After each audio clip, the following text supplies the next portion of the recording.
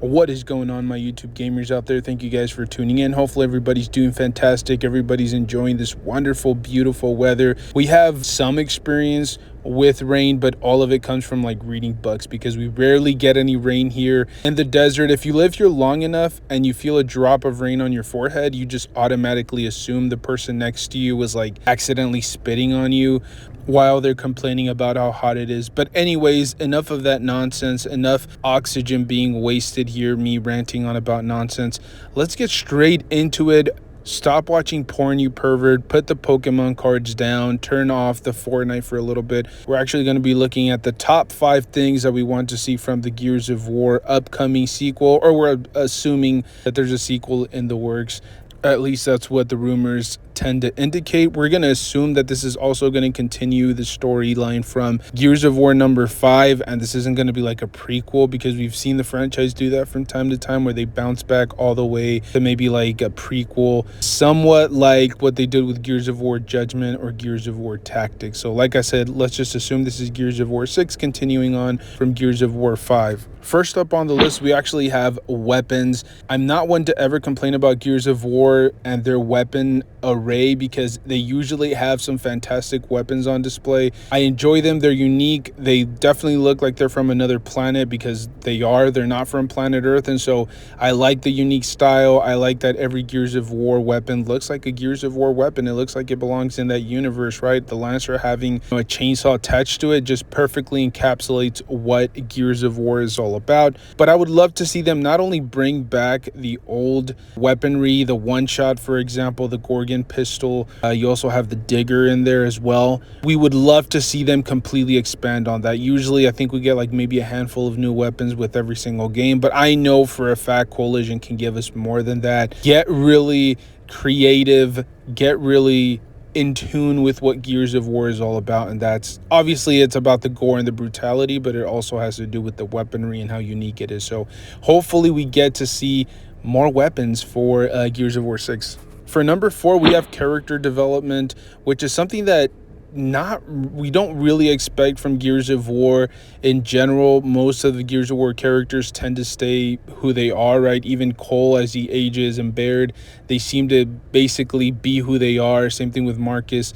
I was going to say Dom, but Dom doesn't really get to age. Spoiler alert, although it's like 10 years old. But regardless, I feel like the character development, they did a decent job from Gears of War 4 to Gears of War 5.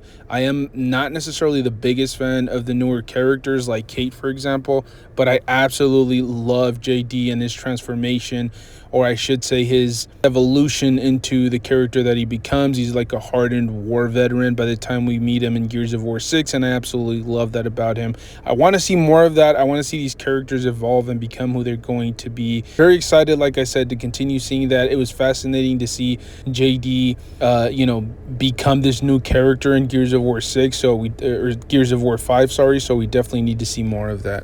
For number 3, I'm just going to say story. We want a solid story. I didn't necessarily love the story for Gears of War number 4 and 5. The original concept for Gears of War was to elaborate or to kind of explore on the desperation that human beings go through when they face extinction, and Gears of War 3, I think, probably explored it the best. But the entire original trilogy really did a very good job of portraying that, or showing it in its most raw state, right? We actually got to see them really go through the toughest situations, and I think that's what the video game was at its core, right? It was this raw, gritty, realistic take. I really just want the story to go back to its roots, give us something where human beings are, have their back against their wall and they have to get really creative and get crazy to get out of these situations. I mean, just look at, like I mentioned, the ending of Gears of War 2 is a perfect example. Them having to sing Gencito just to survive. That's kind of what we want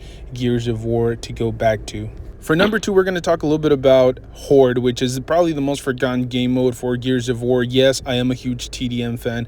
I am a huge King of the Hill fan, but Horde will always have a special place in my heart. And unfortunately, Gears of War has always come close to perfecting the Horde mode, but never quite gave us a perfect rendition. So they've kind of played around with it. From time to time, we'll see Horde modes that are decent or come close to it, but they usually have an issue here and there. Like, for example, the original Horde was very straightforward. It was very linear. There wasn't a lot of freedom, whereas in Gears of War 3, for example, had probably as close as you can get to a perfect Horde, but you weren't able to move the barriers around, and then the foundations where you were going to set up were basically set up for you. There was no fabricator to move around, so it kind of enclosed you, and it didn't really let you, explore or use your tactics to try to, beat Horde.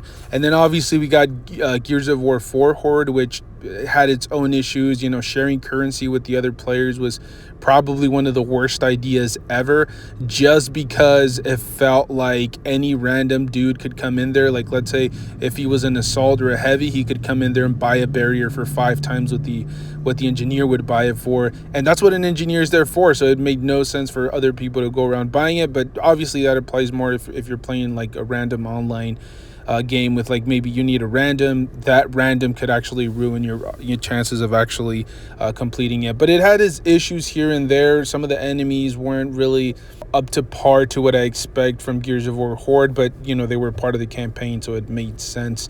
And same Gears of War 5 tried to do a little bit of everything, but then eventually they ended up falling short for me. The fact that you could customize whether you wanted the cards or not, I would rather them. I mean, obviously that's a sort of freedom, but not the type of freedom that you want in terms of gameplay. It's more of like you setting up the settings for a Horde, which make no sense to me. So I feel like if they would take elements from every single Horde that they've worked on, I think it would really work, and they would be able to perfect what I think is one of their best game modes.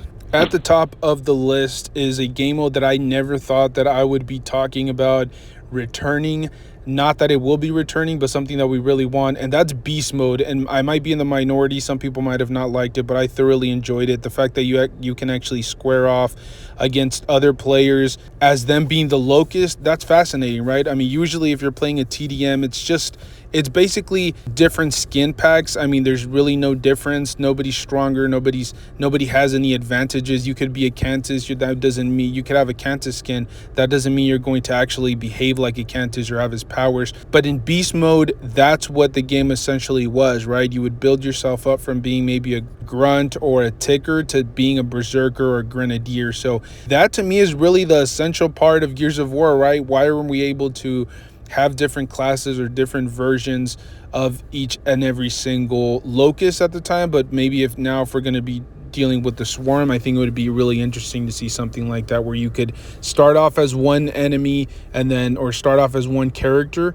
or start off as one class and then build up points as you get more kills, and then use those to become a more powerful foe during the match. Within that match, everything is encapsulated. Like I said, that's my personal opinion. I really love the beast mode. I feel like that's what Gears of War should be, rather than just being like a versus where you can be a locust or a swarm, or you could be a human being, but there's really no difference. It's just basically just whatever skin you would like. But that's my personal opinion. Let me know in the comment section what you guys think. What top 5 things do you guys want to see from the Gears of War franchise? Is there anything that you didn't like about my list? Let me know, and yeah, we'll address it in the next video. Thank you guys for tuning in. I will see you guys in the next one.